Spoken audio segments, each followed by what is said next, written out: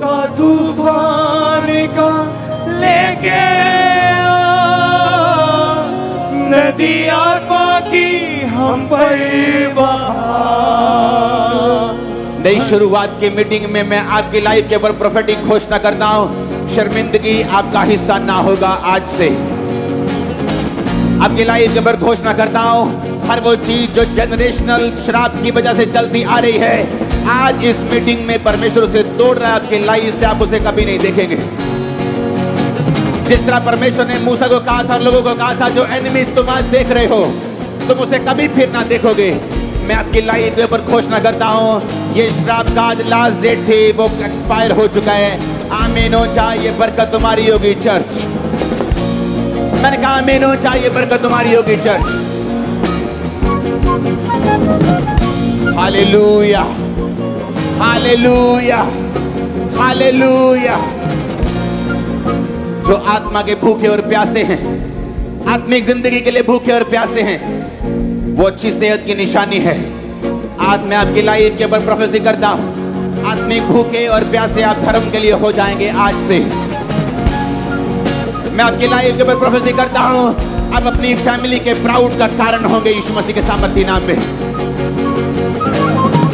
मैंने कहा आप अपनी फैमिली के प्राउड का कारण होंगे यीशु मसीह के सामर्थी नाम में।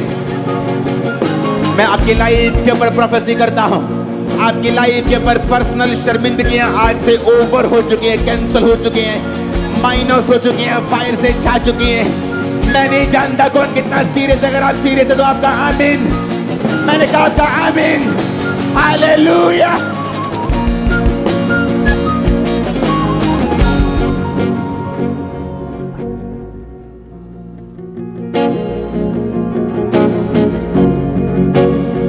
उस फायर को रिसीव करने के लिए आज रेडी हो जा। प्रैक्टिकली जो फायर आपको मिलेगी आज। Hallelujah, hallelujah, hallelujah. मैं लोगों को देख रहा हूं पवित्र आत्मा से भरे हुए हैं चर्च में। कोई किसी को छेड़ने नहीं, पवित्र आत्मा उतरा हुआ, कोई किसी को पकड़ेगा नहीं। आप सेम वापिस नहीं जा रहे। आज परमेश्वर इस चर्च को यूज करेंगे एक चैनल के रूप में कि आपको पवित्र आत्मा से वो भर सके। आपकी लाइफ सेम नहीं है। आज से आपसे यीशु मसीह के नाम में आपकी लाइफ को बेटर होने के लिए मैं कमांड करता हूं। आज से अब से बेटर होने के लिए मैं कमांड करता हूं। मैं आपकी लाइफ के ऊपर घोषणा करता हूं, वो संघर्ष जिसे आप देखते आ रहे हैं, आज के बाद आप उसे नहीं देखेंगे यीशु मसीह के नाम में। मैं आपकी लाइफ के ऊपर प्रोफेसी करता हूं राइट नाउ। वो शर्मिंदगी के विषय में, वो डिले जो आपको शर्मिंदा करता आ रहा है सालों से, आज वो फायर से नाश हो चुका है। फायर से ब्रांचेस में नाश हो चुका है, खामरा में नाश हो चुका है, ऑनलाइन लोगों की लाइफ में नाश हो रहा है, वो कनाडा में नाश हो रहा है, यूके में, वो अमेरिका में, वो जर्मनी में, वो ब्रांचेस में नाश हो रहा है, वो पंजाब में, खामरा में, ओवरफ्लोस में। मैंने कहा वो शर्मिंदगी का टाइम जा चुका है, वो एक्सपायर हो चुका है। वो फायर जो आपकी लाइफ के ऊपर आनी चाहिए अभी आए यीशु मसीह के सामर्थी नाम में। आमीन हो जाए, ये बरकत तुम्हारी है। Hallelujah, hallelujah, hallelujah. देखो क्या हो रहा है, परमेश्वर का रूह आपको छू रहे हैं, उसका आत्मा हमारे बीच में मौजूद है। हर वो चीज जो शैतानी है आउट, हर वो चीज जो शैतानी मुर्दा है, हर वो चीज जो परमेश्वर ने नहीं भेजी, यहोवा ने नहीं लगाई, मैं उसे उखाड़ता हूं आपकी लाइफ से यीशु मसीह के सामर्थी नाम में। मैं उसे उखाड़ता हूं आपकी लाइफ से यीशु मसीह के सामर्थी नाम में। आमीन हो जाए, बरकत तुम्हारी है चर्च। Hallelujah, hallelujah.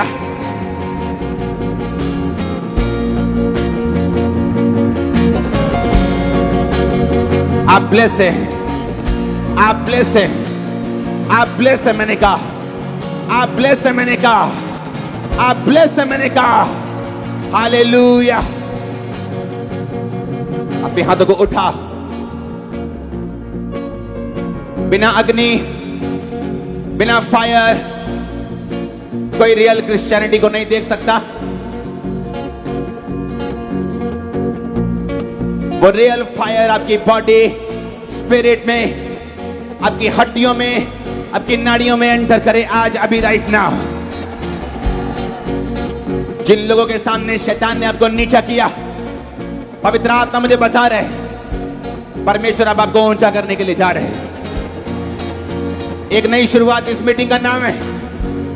वो उसी हिसाब से आपको वर्ड दे रहे हैं, वो उसी हिसाब से आपको प्रोफेटिक वर्ड्स दे रहे हैं। आप ऊंचे होने के लिए तैयार रहें। जो परमेश्वर के साथ वफादारी के साथ चल रहे हैं, आग को रिसीव कर रहे हैं, ये आग आपको ऊंचा करने के लिए है। बाइबल कहती है, परमेश्वर ने कहा कि मैं आग उतार के उत्तर देने वाला परमेश्वर हूं। और बाइबल कहती है, एलिया ने जब आग उतार के परमेश्वर से उत्तर मांगा, जब उसकी भेंट को परमेश्वर ने आग उतार कर ग्रहण किया, तो एलिया, उसके लोग, उनकी वैल्यू, उनकी इज्जत पहले जैसी नहीं रही। आज मैं परमेश्वर को मांगता हूं, आपकी लाइफ में वो आग उतार के उत्तर दे आपको, आपके फाइनेंस पे, आपकी बॉडी पे, आपकी लाइफ पे, आपके बच्चों पे वो होली गोस्ट की पवित्र आत्मा की अग्नि को उतारे और सारे शैतान के कामों को नाश करे। मैं आपकी लाइफ के ऊपर प्रोफेटिक वर्ड देता हूं, आज के बाद कोई चीज इम्पॉसिबल आपके लिए नहीं होगी। आप आगे बढ़ेंगे यीशु मसीह के नाम में, परिवार को लेके आगे बढ़ेंगे यीशु के नाम में, अपने भाई को लेके आगे बढ़ेंगे यीशु मसीह के नाम में। मैं नहीं जानता मैं किससे बात कर रहा, लेकिन मैं आपसे बात कर रहा, तो आप अमीर ऊंचा होना चाहिए।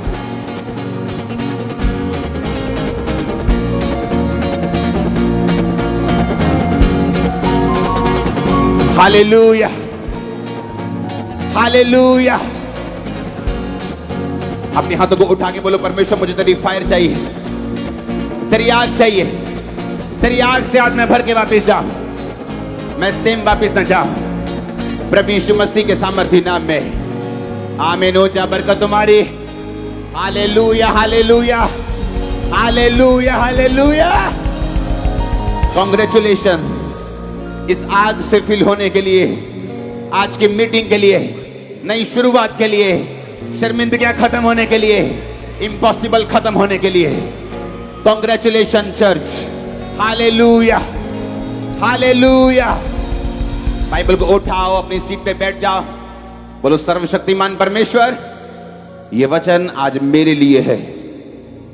होंठ को खोलो, मत सोचो कि यहां भीड़ है, वो सोचो मैं हूं और ये वचन मेरे लिए है। सब ब्रांचेस, आपका स्वागत है यीशु मसीह की प्रेजेंस में। ये वचन बोलो मेरे लिए है, ये वचन आज मेरे लिए है। मैं देख रहा हूं ब्रांचेस में जहां आप बैठे हैं, वो सीट्स तक वो एंजल्स ने आज अनॉइंट किए, वो जगहें तक जहां आप बैठे हैं, मैं देख रहा हूं। आप सेम नहीं जाएंगे वापिस। Hallelujah, hallelujah. खम्बरा चर्च, जो सुबह का इंजन गर्म हुआ वो अभी भी गर्म है। Hallelujah, hallelujah. इस रात में ऐसे लोगों का इतनी गिनती में आना, और जस्ट नई चर्च है ये शाम वाली, और लोगों की प्यास जो है ये मार्वलस है। कैमरामैन मार मत खाना मुझसे, हट वहां से।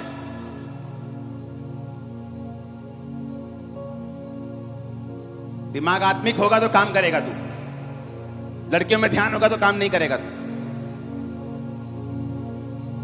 हालेलुया। सुबह का इंजन गर्म है कि नहीं? मेरा तो पूरा गर्म है, और आपको मैं गर्म करके जाऊंगा वापिस। शैतान की कोई खैर नहीं आज। वो यीशु के पांव के नीचे था, वो तुम्हारी भी जूती के नीचे होगा। उसने कहा परमेश्वर तुम्हारे पांव के नीचे से शैतान को जल्दी से कुचलवा देगा। यही प्रोफेसी मैं आप लोगों के लिए करता हूं। शैतान को बेचारे लोग पसंद हैं, मालूम है कि नहीं?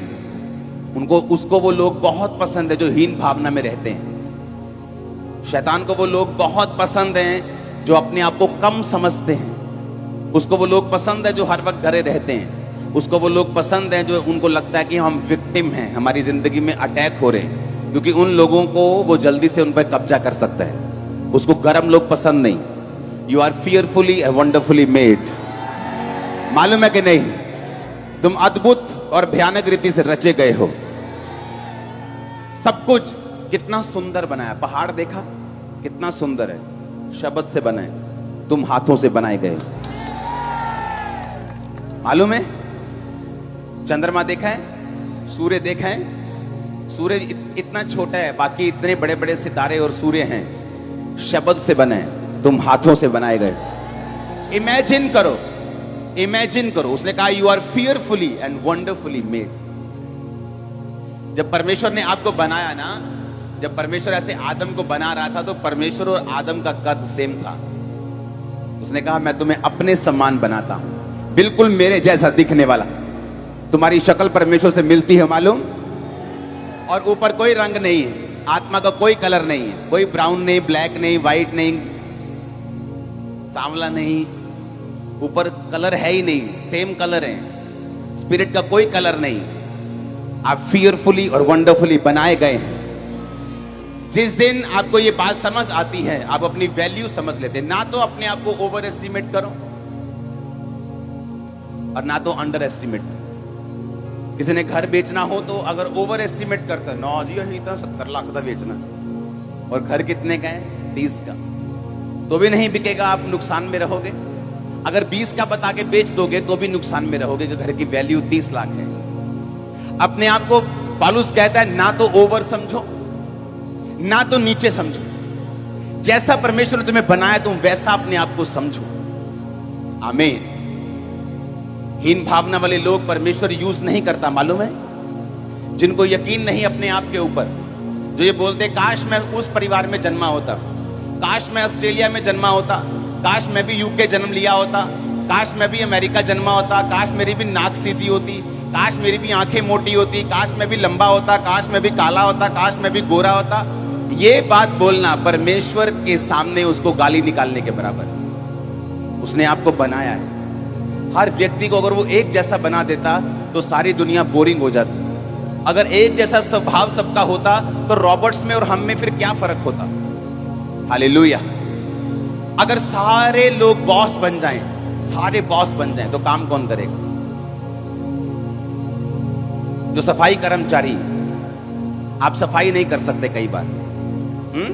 मैं भी बाथरूम धोने के लिए जाता हूं, ओके, जब चर्च के बाथरूम धोता हूं मैं, ओके, मैं जानता हूं मुश्किल जॉब है ये, सब लोग नहीं कर सकते, लेकिन कुछ कर सकते हैं। अगर सब नहीं कर सकते तो सबके घर में गंद पड़ा रहता। आप मेरी बात समझ रहे कि नहीं? परमेश्वर ने बैलेंस दिया है हमें। कोई कुछ कर सकता है और कोई कुछ कर सकता है। सारे एम्प्लॉय होंगे तो बॉस कौन होगा? हालेलुया। सबकी सोच अगर एक जैसी होगी तो अलग अलग काम कैसे होंगे? परमेश्वर ने कहा मैंने तुम्हें फियरफुली और वंडरफुली बनाया है। और जिस दिन मुझे यह समझ आया था और हीन भावना मेरी जिंदगी से निकली थी, उस दिन के बाद से परमेश्वर ने यूज करना मुझे शुरू किया। पहले मैं क्रिश्चियन था, सामर्थी था, सामर्थ भी उतरती थी, पवित्र आत्मा से भरा हुआ भी था, लेकिन यूज नहीं हो पा रहा था क्योंकि हीन भावना मेरे अंदर थी। हालेलुया। उसने आपको जहां भी भेजा है, जहां भी बनाया है, उसका एक मकसद है। परमेश्वर चाहता है वहां से उठें, वहां से परमेश्वर की योजना को समझें, उस जगह से उठकर परमेश्वर के प्लान को समझकर उसके सामने अपने आप को समर्पित करके परमेश्वर के रास्तों को चुनकर उसके सामने प्रार्थना करके लाइफ को डिसिप्लिन से जी के, जो परमेश्वर के हार्ट में है, आपके फोटो जैसा वो आपको बनते हुए देखना चाहता वैसा बन सके। आमीन। और हर व्यक्ति ऐसा नहीं कर सकता। वचन पढ़ेंगे,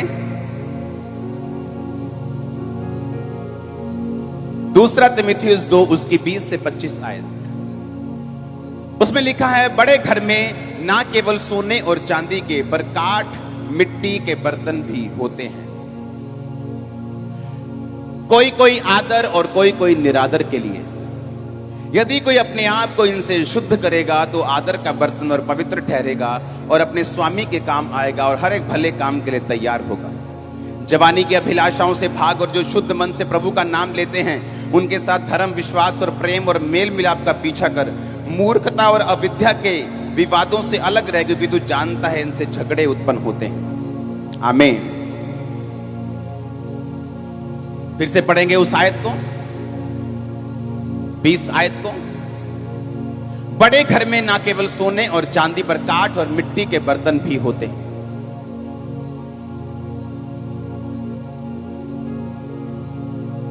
आपके घर में एक बर्तन है जो आपकी मम्मी ने संभाल के रखा हुआ है कि गेस्ट आएंगे तो पिलाएंगे।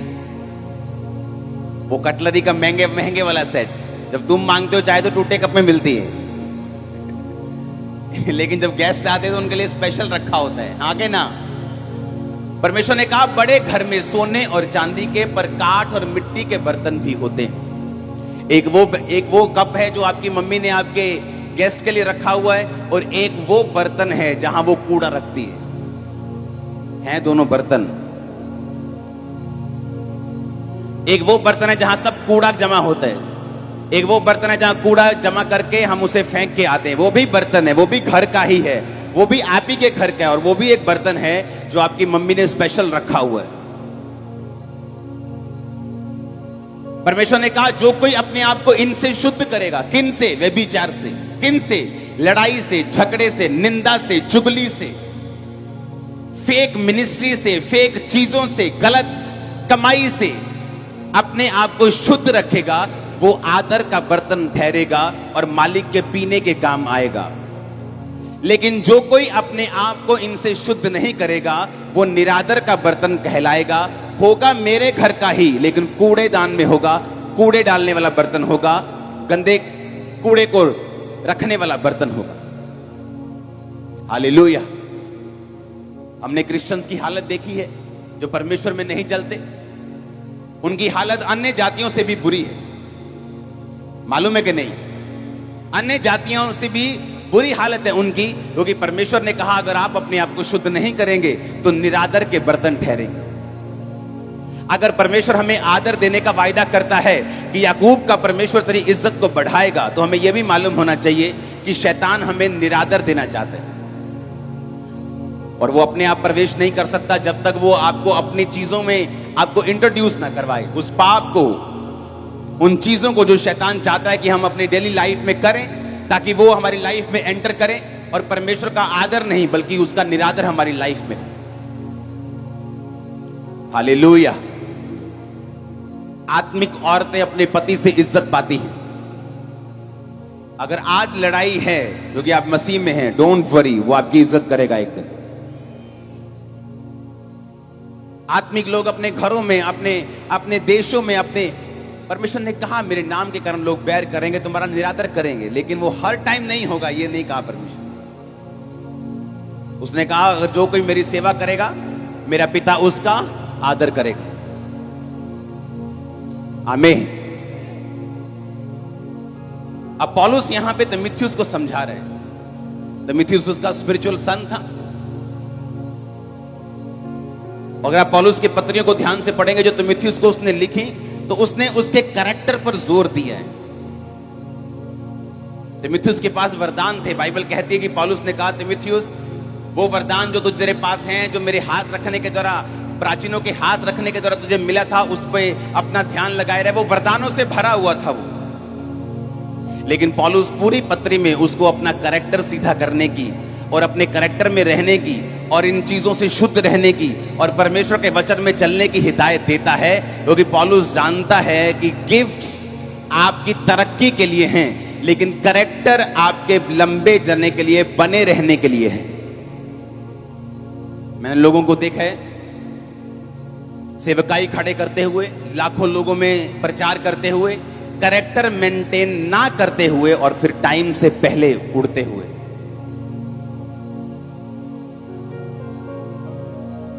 आशीष को पाकर उसको गवा देना अच्छा है, आप आशीष ना पाएं और पहले उसे संभालना सीखें। और बाइबल कहती है कि पौलुस तीमुथियुस को यही बात बताता रहा कि जो बातें मैं तुम्हें बता रहा हूं वो सारी कैरेक्टर के रिलेटेड थी। आप मुझे अपना चरित्र बताओ, मैं आपको आपकी प्रोफेसी बताऊंगा। आपका चरित्र आपकी लाइफ की सबसे बड़ी प्रोफेसी है। हालेलुया। आप जानते हैं नए नियम में अगर आप ध्यान से नया नियम पढ़ेंगे पूरा, तो नए नियम में प्रोफेटिक रोल खत्म हो चुका जो पहले पुराने नियम में था। मालूम है आपको? अब लोग प्रोफेसी से नहीं चलते, ये बाबाओं वाला काम है जो लोग कर रहे हैं। अब हम आत्मा की अगुवाई से चलते हैं, ना कि प्रोफेटिक वर्ड से। पुराने टाइम में यहोवा का आत्मा उतरता था, बताता कि अब यहोवा ये परमेश्वर यूं कहता है, अब तुम ये करो। अब सारा कुछ बाइबल में लिखा है और हमें आत्मा की अगुवाई से चलना है। आमीन। आप मेरी बात समझ रहे कि नहीं? प्रोफेटिक गिफ्ट अभी भी चर्च कलीसिया में काम करते हैं, लेकिन मैं आपको जो बात बताने की कोशिश कर रहा हूं उसे ध्यान से समझना। हालेलुया। उसने कहा अब तुम आत्मा की अगुवाई से चलोगे, रोज अपना क्रूस उठा के मेरे पीछे चलोगे, क्योंकि जो परमेश्वर तुम्हें देना चाहता है वो आदर है। जो परमेश्वर तुम्हें देना चाहता है वो तुम्हें घर में आदर का बर्तन बनाना चाहता है, और शैतान तुम्हें निरादर का बर्तन बनाना चाहता है। हालेलुया। और पौलुस ने तीमुथियुस को बार बार अपने कैरेक्टर को सीधा करने की सलाह दी। इसलिए मैंने कहा आप मुझे अपना चरित्र बताओ, मैं आपको आपकी प्रोफेटिक वर्ड दूंगा, क्योंकि आपका चरित्र आपकी सबसे बड़ी प्रोफेसी है। आपका कैरेक्टर आपकी सबसे बड़ी प्रोफेसी है। आमीन। अपने पड़ोसी को बोलो तेरा चरित्र तेरी प्रोफेसी है। आमीन। तेरा कैरेक्टर ही तेरी प्रोफेसी। बाइबल कहती याकूब ने अपने 12 पुत्रों को बुलाया और उनके पास के हिसाब से जो कुछ उन्होंने बीते काल में किया उसके हिसाब से उनको प्रोफेटिक वर्ड दिए। रूबेन को बोला कि तू मेरे पौरुष का पहला फल पहलोठा है, पर तू औरों से उत्तम नहीं ठहरेगा, क्योंकि तूने अपने बिस्तर को अशुद्ध किया और एक लड़की के साथ तूने कुकर्म किया, इसलिए तू औरों से उत्तम नहीं ठहरेगा। पहलोठे को हमेशा दुगना मिलता था। अगर 10 बेटे हैं, हाँ, और प्रॉपर्टी के अगर 10 हिस्से होने हैं तो 10 नहीं होते थे, कितने होते थे? 11 हिस्से होते थे। 2 हिस्से पहले बेटे को मिलते थे और बाकी एक एक हिस्सा बाकी बच्चों को, लड़कियों को, लड़का जो भी हो उसको मिलते थे। आप समझ रहे कि नहीं? पर बाइबल कहती है रूबेन को वो नहीं मिला जिसका वो हकदार था। कारण ये था कि वो पाप में फंस गया था। हालेलुया। और उसने कहा तू औरों से उत्तम नहीं होगा, क्योंकि तूने उस बिस्तर को अशुद्ध किया। उसका चरित्र ही उसके लिए क्या बन गया? प्रोफेटिक वर्ड बन गया। हालेलुया। उसने यहूदा को प्रोफेटिक वर्ड दिया, उसने यूसुफ, उसके बच्चों के लिए, सब लोगों के लिए प्रोफेटिक वर्ड उनके पास के हिसाब से दिया। दूसरा तीमुथियुस 2 उसकी 4 और 5 आयत। जब कोई योद्धा लड़ाई पर जाता है इसलिए कि अपने भर्ती करने वाले को प्रसन्न करे, अपने आप को संसार के कामों में नहीं फंसाता। फिर अखाड़े में लड़ने वाला यदि विधि के अनुसार ना लड़े तो मुकुट नहीं पाता। दूसरा तीमुथियुस 4 उसकी 7 आयत। मैं अच्छी कुश्ती लड़ चुका हूं, मैंने अपनी दौड़ पूरी कर ली है, मैंने विश्वास की रखवाली की है। पौलुस कह रहा है कि जब कोई योद्धा लड़ाई पर जाता है तो अपने भर्ती करने वाले को प्रसन्न करे, इसलिए अपने आप को संसार के कामों में नहीं फंसाता। फिर अखाड़े में लड़ने वाला यदि विधि के अनुसार ना लड़े तो मुकुट नहीं पाता। आमीन। आपने फाइट देखी है कभी? UFC में, WWE में, हाँ देखी है फाइट ना? रूल होते हैं उनमें भी। चाहे तुम हार रहे हो, चाहे तुम्हारे मुंह पे मुक्का पड़ा हो, चाहे तुम दर्द से करा रहे हो, लेकिन फिर भी तुम रूल तोड़कर फाइट नहीं जीत सकते। मालूम है कि नहीं? उसने कहा अखाड़े में लड़ने वाला यदि विधि के अनुसार ना लड़े तो मुकुट नहीं पाता। और परमेश्वर ने कहा तुम भी किस में हो? एक लड़ाई में हो। आमीन। तुम किस में हो? एक, तुम तो लड़ाई में हो। अगर उसने कहा तुम लड़ाई में हो, तो लड़ाई में लड़ने वाला अगर नियम के अनुसार ना लड़े तो मुकुट नहीं पाता। बाइबल बताती है आपकी जो परीक्षाएं हैं एक्चुअल में वो आपकी उपजाऊ मिट्टी है जहां पर आप ग्रो करेंगे। आप समझ रहे बात को? आपकी परीक्षा जो है, मुश्किल परीक्षा, आपकी लाइफ लगी हुई है उसके पीछे। अगर वो चीज ना हो तो आपकी लाइफ बर्बाद हो जाएगी, आपको ऐसा लगता है। बड़ी परीक्षा आपकी जॉब लाइन पे लगी हुई कि आप परमेश्वर में आ चुके हैं, आपके रिश्तेदार आपको तंग कर रहे हैं, एक परीक्षा आपकी लाइफ में है। एक्चुअल में उस परीक्षा को परमेश्वर यूज करना चाहता है आपको ब्लेस करने के लिए। आप ध्यान से समझना।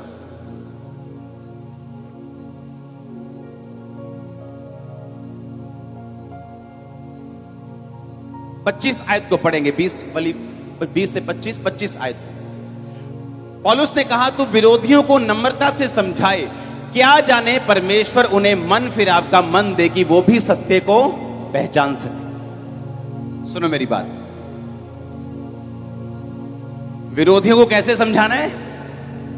नम्रता से, कि डंडे से, कि मेरे पास भी लाखों लोग हैं, कि इससे, कि धमकी से। सुनो मेरी बात, आप एक व्यक्ति को पहचान सकते हैं कि वो आत्मिक है या शारीरिक है अगर आप में परमेश्वर का वचन हो तो। जब आपका विरोध होता है, एक्चुअल में आपका विरोध इसलिए होता है कि जहां आपका प्रचार ना जा सके वहां उनका कुप्रचार चला जाता है, और एंड में सब कुछ भला ही होता है, क्योंकि या ऐसे सुनते वो यीशु मसीह के बारे ही। आप मेरी बात समझ रहे कि नहीं?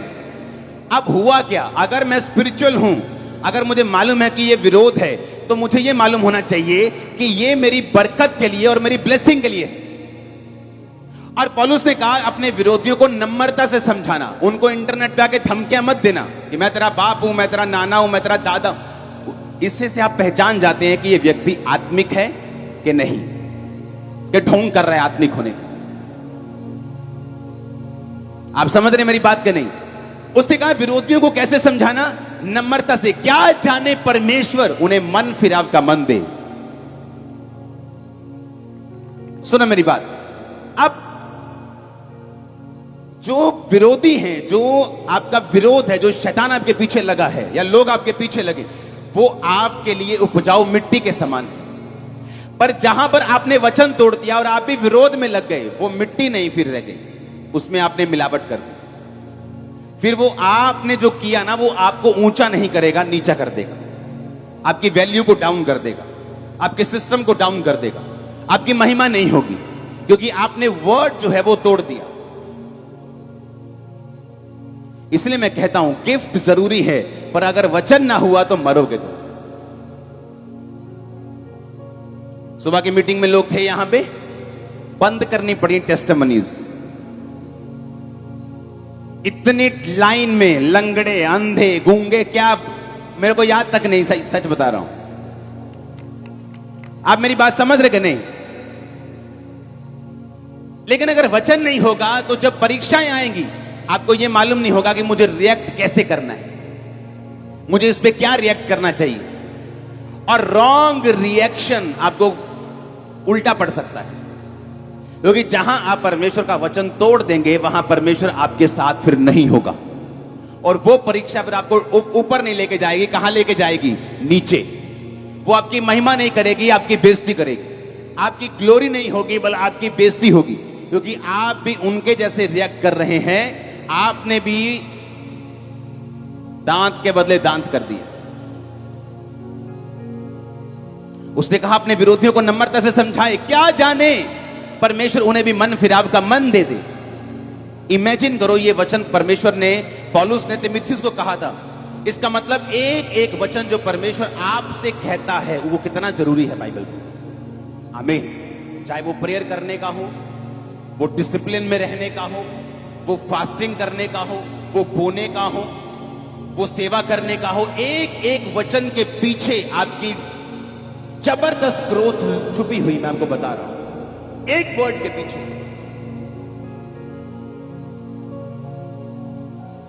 आप समझ रहे कि नहीं? एक वचन के पीछे आपकी ग्रोथ छुपी है। अगर आप समझ जाएं कि इस वचन को परमेश्वर मुझे पूरा करने के लिए क्यों कह रहा है। हालेलुया। हाथों को उठा के हालेलुया बोलो जोर से, फिर से बोलो 7 बार 3 बार जोर से हालेलुया।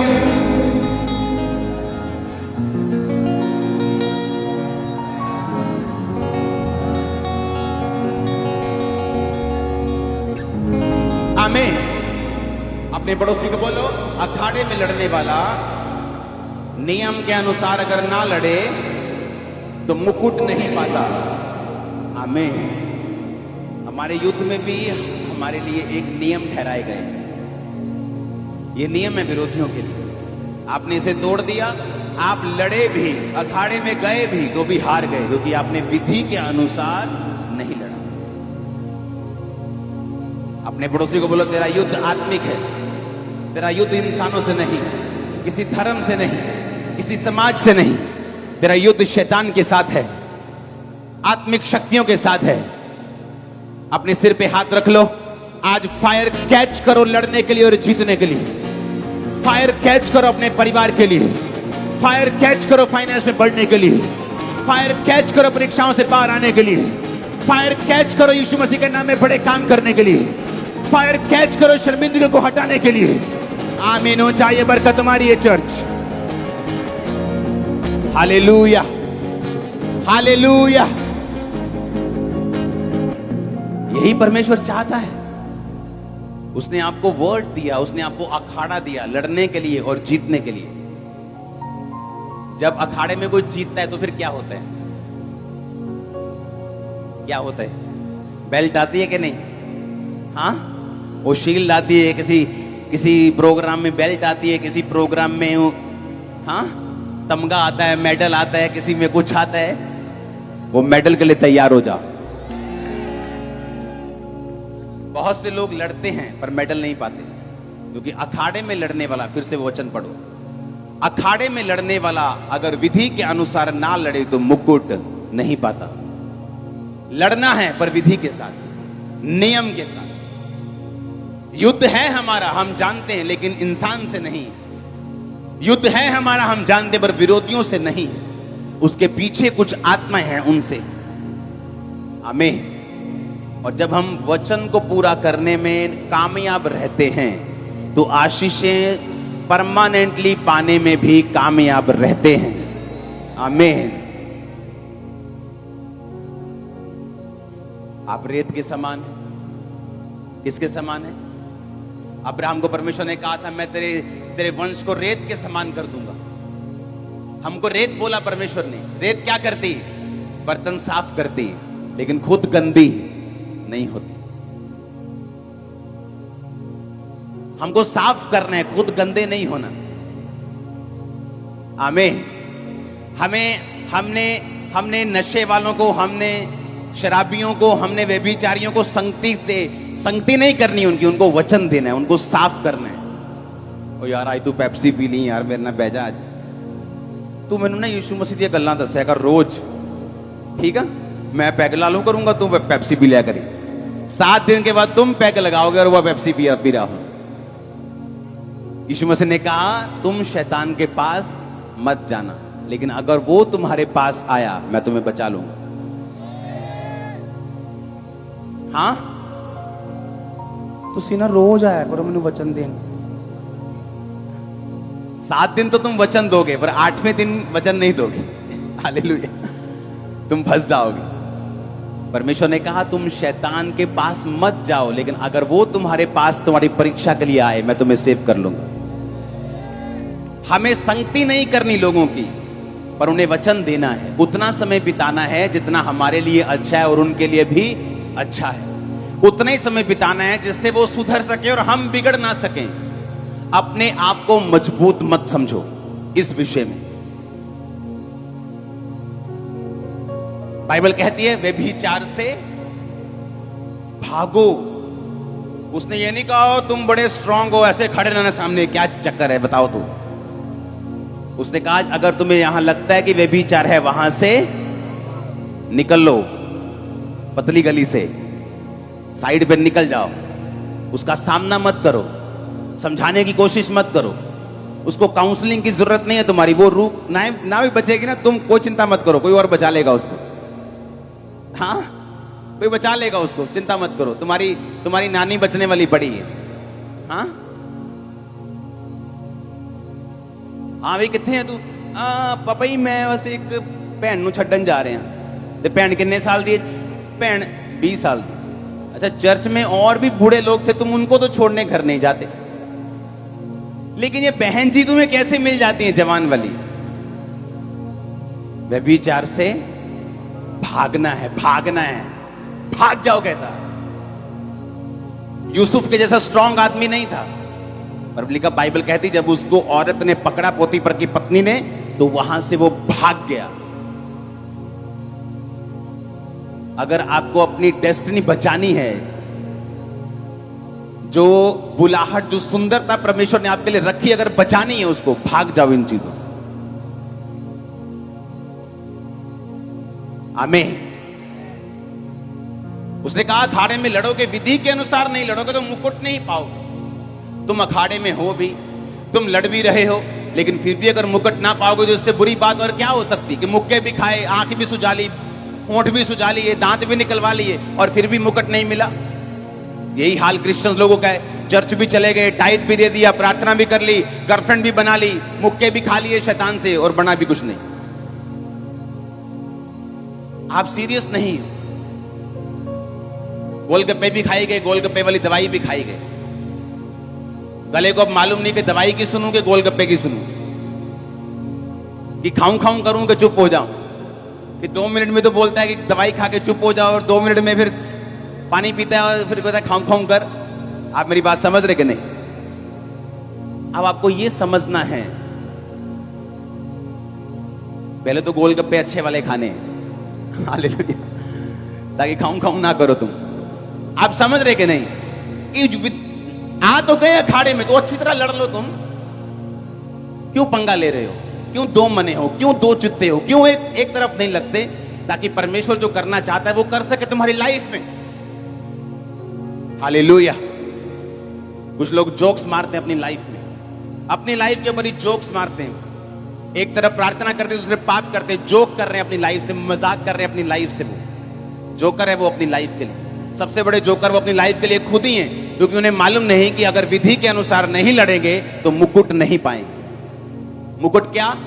एक इनाम, एक प्रतिफल जो हमें भी मिलना है स्वर्ग जाने के बाद, जो यहां पे भी मिलता है। उसने कहा कि जब तू प्रार्थना करने जाए तो गुप्त में दीवार अपनी चिटकनी लगा के, कुंडी लगा के अपने रूम में गुप्त में प्रार्थना कर, तेरा पिता पब्लिकली तुझे रिवॉर्ड करेगा। एक ये भी मुकुट होता है जो हमें दुनिया में मिलता है, इस धरती पे मिलता है, उसके वचन को फॉलो करने के लिए। एक वो भी मुकुट है जो आसमान में हमें मिलना है। आमीन। धरती वाला मुकुट हासिल कर लो, ये अच्छा है आपके लिए, आपके परिवार के लिए अच्छा है। आप ब्लेस हैं, आज घराने समेत ब्लेस हैं, फाइनेंस समेत ब्लेस हैं। आमीन। होना चाहिए बरकत आपके चर्च। हालेलुया, हालेलुया, आमीन, आमीन। एक एक कदम जो आप परमेश्वर के घर में लेते हैं, इवेंजलिज्म करने वक्त, सुसमाचार सुनाने वक्त, सेवा करने वक्त, होने वक्त, प्रार्थना करने वक्त, एक एक कदम परमेश्वर उसका आदर करता है। वो भूलता नहीं, भूलता नहीं। वो एक पास्टर बहुत दुखी होकर प्रार्थना कर रहा था। उसे लग रहा था कि मैं इतने सालों से प्रेयर कर रहा हूं, मेरी सुनी नहीं जा रही। परमेश्वर के सामने प्रकट होते हुए कहते, ये देख डायरी, जिस दिन तूने प्रार्थना करनी शुरू की थी मैंने लिखा था, फिर तूने की थी इस दिन मैंने ये भी लिखा, तूने इस दिन फिर की मैंने ये भी लिखा, मैंने सारी प्रार्थनाएं तेरी डायरी पर लिखी, आज मैं तुझे जवाब देने के लिए आया हूं। वो तो ये भी कहता कि अगर तुम किसी परमेश्वर के दास को, क्योंकि वो प्रभु का दास है, एक कटोरा ठंडा पानी पिलाओ तो तुम अपना प्रतिफल ना खोगे। हालेलुया। एक एक कदम परमेश्वर आपका देख रहा है, जो सच्चाई में आप उठा रहे वो देख रहे हैं। आपका फ्यूचर शैतान के लिए खतरा है बहुत बड़ा, वो इतना ब्राइट है शैतान अंधा हो जाएगा आपकी लाइफ को देखकर। सच कह रहा हूं मैं। आमीन। क्रिश्चियनिटी में आने के बाद लोग समझ नहीं पाते कि अपने चरित्र से आपको अपने परिवार को खींचना है, अपने कैरेक्टर से परमेश्वर में चलना है। आमीन। आपका कैरेक्टर ऐसा होना चाहिए, आपका अपना परिवार आपका फैन होना चाहिए। हालेलुया।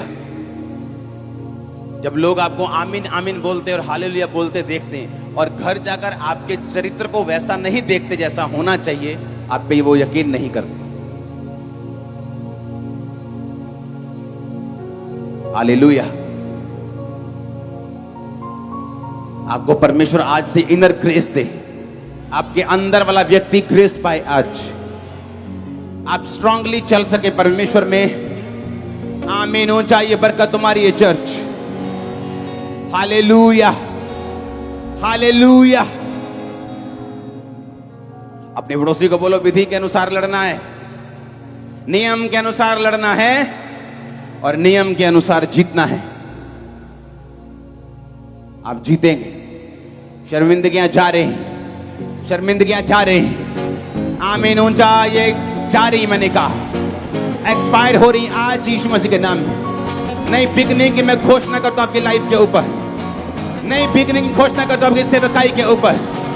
जो पास्टर्स यहां मौजूद हैं, फायर को कैच करो और नई सेवकाई के लिए, नई बिगनिंग के लिए तैयार हो जाओ यीशु मसीह के नाम में। नए फाइनेंशियल बरकत के लिए, नए बिजनेस के लिए, नई ताकत के लिए, नई बरकत के लिए परिवार में तैयार हो जाओ। आमीन हो चाहिए बरकत तुम्हारी। Hallelujah, hallelujah.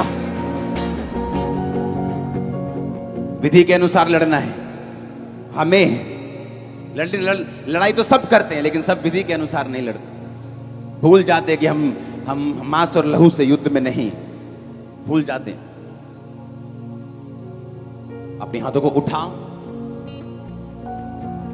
बाइबल कहती है, जो कोई वचन को सुनकर उसे भूल जाता है वो उस व्यक्ति के समान है जो अपना आईना अपनी देखकर शक्ल को भूल जाता है। लेकिन जो व्यक्ति वचन को सुनकर उसे भूलता नहीं, उसके अनुसार चलता है, वो परमेश्वर के वचनों को पूरा होते हुए देखता है। अपने हाथों को उठा के एक वायदा करेंगे प्रभु के साथ कि परमेश्वर मैं तेरे वचन को पूरा करूं, विधि के अनुसार लड़ूं, अपनी जिंदगी में विधि के अनुसार लड़ते हुए, मांस और लहू से नहीं, शैतान से लड़ते हुए और शुद्धता के साथ लड़ते हुए मैं एक आदर का बर्तन ठहरूं। निरादर नहीं, निरादर का बर्तन नहीं, बल्कि आदर का बर्तन। मांगो ऊंची आवाज में। Thank you.